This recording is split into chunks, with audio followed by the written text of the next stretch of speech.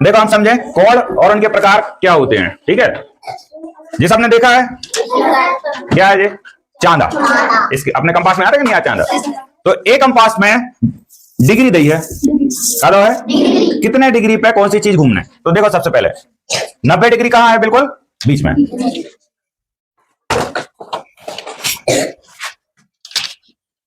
जे है इसका क्या सेंटर, मतलब केंद्र बिंदु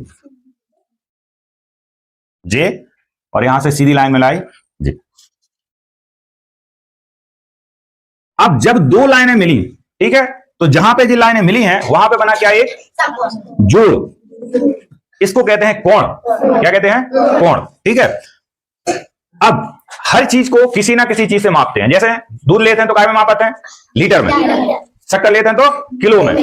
इसको भी मापते हैं, काय में मापते हैं, डिग्री में। और इसका ऐसा बनता है चिन्ह, ठीक है। कैसे लिखा जाएगा, 90 और ऊपर बनेगा ऐसा, तो इसको कहेंगे 90 डिग्री। क्या कहेंगे, 90 डिग्री, ठीक है ना। तो ये कौन समझ में आ गया, कौन का चीज है। जब दो लाइनें मिलेंगी तो वहां पे जो दोनों ज्वाइंट से एक कोण बनेगा, ठीक है। अब इस कोण के प्रकार क्या होंगे, अब बात सबसे पहले होता है समकोण। कौन सा कोण, समकोण। तो एक लाइन सीधी और एक आड़ी, ये दोनों 90 डिग्री का कोण बना रही हैं। कितने डिग्री का, 90। तो जो 90 डिग्री का कोण बनाए वो कौन सा कोण होगा, समकोण। सम मतलब एक साथ, ठीक है। कौन सा कोण होगा, समकोण, ठीक है। तो ए में समझ में आ गई समकोण कैसे हुई है, जब वो 90 डिग्री का बन रहा हो तो ये समकोण है, ठीक है। अब दूसरा होता है न्यून कोण।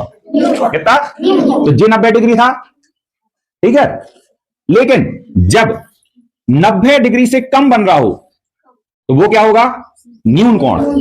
यानी जड़ अंडा इतने के अंदर कहूं भी घूम जाए, वो सब कोण कौन से हुई है, न्यून कोण, ठीक है ना। एक के बाहर नहीं जाए, एक के अंदर ही अंदर कहीं भी लाइन मिल जाए तुम्हें, तो कौन सा कोण कहलाएगा, न्यून कोण, ठीक है। अब समझ में आ गया न्यून कोण। और देख लो, अगर हमने जे बनाया और इतना बनाया तो जे भी कौन सा कोण है, न्यून, जे भी न्यून। लेकिन जब सीधा हो जाए तो सम, ठीक है। और अंदर कहीं भी घूमता रहे तो न्यून कोण, ठीक है। तीसरा अधिक कोण, जब 90 से ज्यादा चला जाए और 180 से कम रहे। ये होता है 90, तो 90 से ज्यादा चला जाए, लेकिन एक जे कितना हो गया, 180। जब दोनों तरफ बराबर रहेगा तो कितना होगा, देखो 180 लिखा है बगल में, तो यहां से लेके यहां तक अगर बन रहा है तो ये 180 डिग्री है, ठीक है। तो 180 डिग्री नहीं, 45 से कितना भी यहां पे ज्यादा हो जाए, ठीक है ना। ये कौन से कोण होंगे, अधिक कोण। कौन से कोण, अधिक कोण, ठीक है। लेकिन 180 से ज्यादा नहीं पहुंचेगा, ठीक है। फिर इसके बाद आता है चौथा ऋजु कोण।